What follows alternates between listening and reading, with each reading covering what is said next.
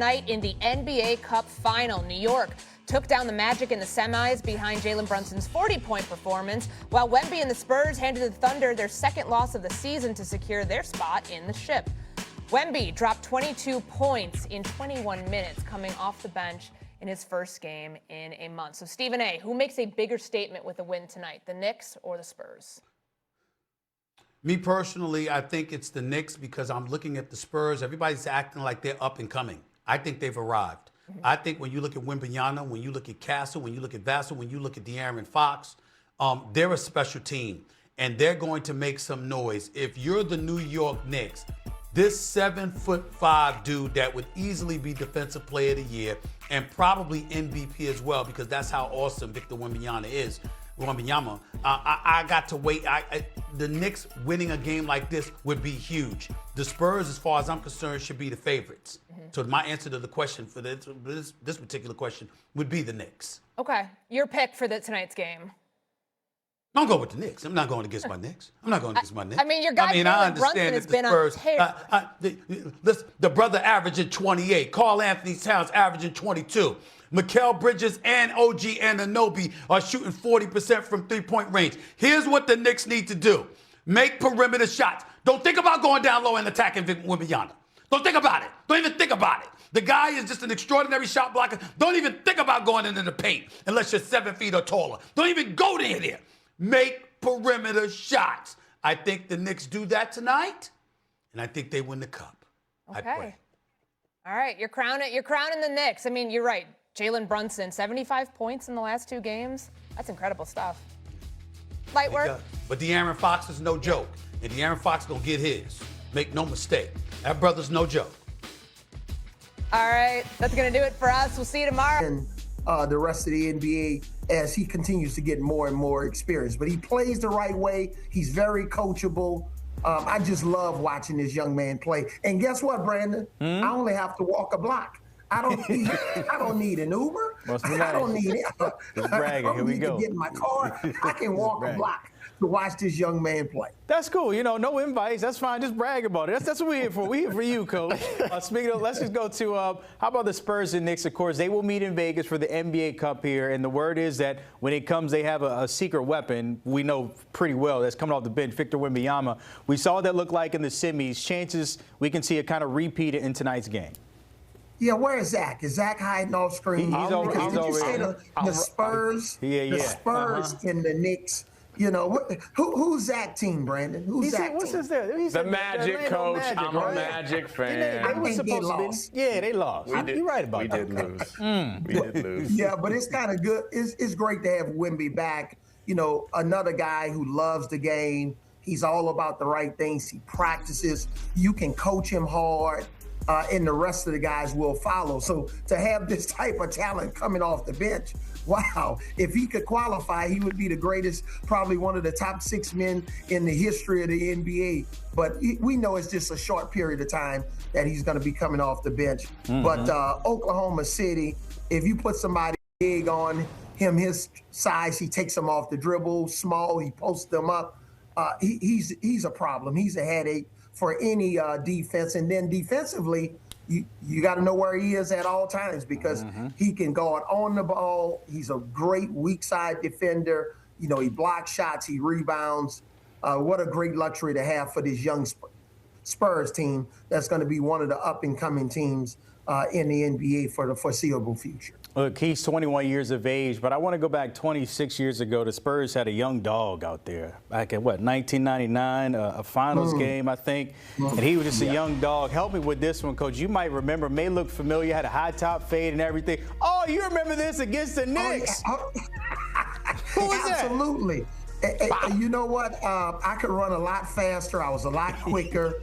Man, look at that jump shot. Wow. You know what, Brandon? That may be worth about $25 million a year in today's game.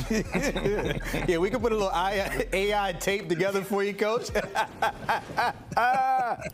Oh, man. I got to know, too, because in that video, you kind of fell in the bleachers. What was going on after you hit the shot? You trying to look too pretty. I was just trying to be a pretty boy. That's what we're start calling you now. Mr. Pick and Roll, a.k.a. Pretty Boy. Yeah. Appreciate as always tapping in when it comes to everything in hoops. Coach, we love to see you as always. Go Spurs. Here you go. Go Spurs. Go Spurs, go. Here. Take a look at it when it comes to those NBA Finals shortest odds. The Thunder at -105. Look, we see the Spurs here 25-1. Look, we can get Avery's little tape in there, 25-1. Maybe boost it up to 18, 17. You like those odds? Look, he said he can still get you 5 minutes and 5 points. That's all you asked for. We'll see what happens the rest of the way there, of course. Tonight, the NBA Cup in Vegas. But that one hurts. The Nuggets win their 5th straight, but look at this. When it comes to the guys in the paint, Şengün and the Joker putting up numbers in bunches in the paint. Apparently, they call him the baby Joker, and look at the numbers. You see it there. Hard to believe, though, this is his first triple-double of 30 points, Zach, when it comes to Şengün. But when it comes to the guy on the right, he's been doing this. He's not new to this. He's just true to this. Tied Oscar Robertson for most games, 13, by the way, with 13 or 35 points, 15 boards, and 10 assists in NBA history. But after the game, Ime Udoka, the Houston side, he don't care about the numbers. He has something to say about the officiating. Listen to this. Just in general, I think it's poorly officiated game I've seen in a long time. Two have no business being out there, and the crew chief is acting starstruck. So you're seeing all kind of inconsistent calls, and I'm sure we should have got a few more texts. What do you say to your team when a game is being called the way that it was tonight? Keep being who we are. We're not going to adjust to poor officials. So we're going to do what we do, and hopefully they can adjust and call it the right way. Ooh, we got a little tea this morning. Mr. Pick and Roll, Avery Johnson, the right guy to chime in on this. Hey, look, if you don't get taking shots at the officials, I guess he's ready for those pockets to be a little bit lighter. That might be coming his way. But from what you saw in that game in this one, does he have a point here, Coach, about the refs maybe hold on to that whistle a little bit too long last night? He absolutely has a point. And I've sat in that seat before, especially in the 2006 NBA Finals when Dwayne Wade averaged 35 free throw attempts a game. And I'm exaggerating a little bit, but I'm serious. And it was because of poor officiating. And, a lot of times with these officials, it's not time to be fanboying when you're out there on the court. You got to do your job. Your job is to be consistently good. Sure, people make mistakes, but, when you got guys flopping out there on the floor, and you can't reward a guy for flopping or going down, So Ime Udoka, he's got a point. He's basically tripped over his own feet. Let these guys play. Tim Hardaway Jr. on this play. This was not a foul. So I'm very disappointed in the officiating, and especially for Ime Udoka to get those technical fouls. But again, I'm the wrong guy. I've sat in that hot seat before. These officials got to be accountable. And your team is on the road. The defensive team like the Houston Rockets, you can't bail out the offense. You cannot bail out the offense. As a coach, what do you want me to teach my team in practice on how to defend that? What kind of drill are we going to set up in that situation? I'm so fired up right now. I want to say, you got a game to coach tonight or something? Let's move on to the next question. Okay. Well, look, Houston had an officials problem, then they had a Joker problem as well because he picked up his 12th triple-double of the season. But at this point, Coach, how do you kind of stop what he's done? Nobody has been able to catch up in the league in terms of slowing him down or stopping him all these years. What's the difficulty in guarding Joker and what you've seen when it comes to all those triple-doubles? Well, I think the first thing, before we talk about how to slow him down, defensively, you got to keep him involved. You cannot allow him to hide, especially on non-scores. You got to bring him up, get him involved in pick and rolls, force him to switch, force him to try to defend. You cannot allow him to rest on defense for 3, 4, and 5 possessions in a row. You got to get him involved. Secondly, your pick and roll coverage. You cannot have breakdowns in your pick and roll coverage, which we saw with the Rockets, where you can allow him to score or assist. You got to make him one-dimensional. force him to be a passer throughout the entire game. You cannot allow Joker to see one-on-one or what we call single coverage.